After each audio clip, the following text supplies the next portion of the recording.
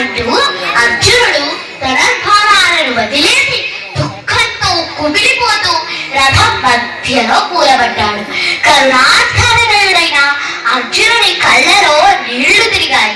దుఃఖిస్తున్న అర్జునుడిని చూచి శ్రీకృష్ణ భగవానుల వారు మొదటిసారి అర్జునుడితో ఇలా అన్నారు. సంక్లిష్టమైన సమయంలో శంఖాన్ని పూరించి సింహనాదం చేశారు. ఆ నాదం విన్న దుర్యోధనుడు సంతోషించాడు.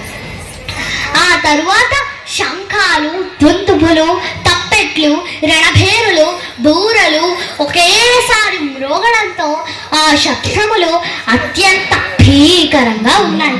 శ్వేతవర్ణపు గుర్రాలు కట్టిన రథములో ఉన్న శ్రీకృష్ణ భగవానుల వారు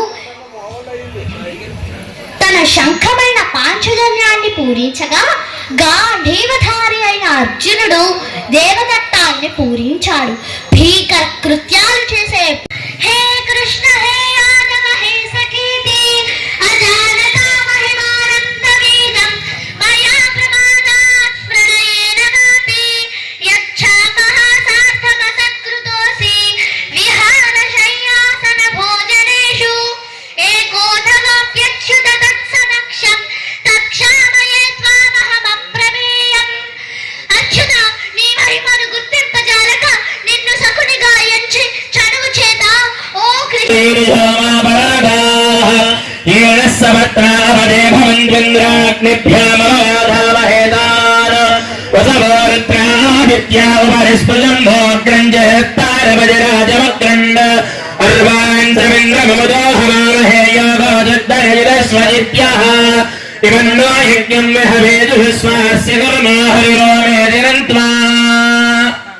ఓం మాసస్సిశానో వృషభో న జగ్మో ఖనా ఖనః క్షోభనస్తరుషణీనాం.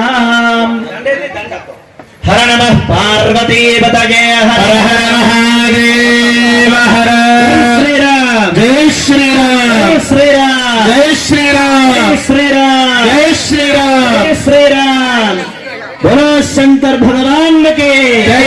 भारत माता के जय. भारत माता के जय.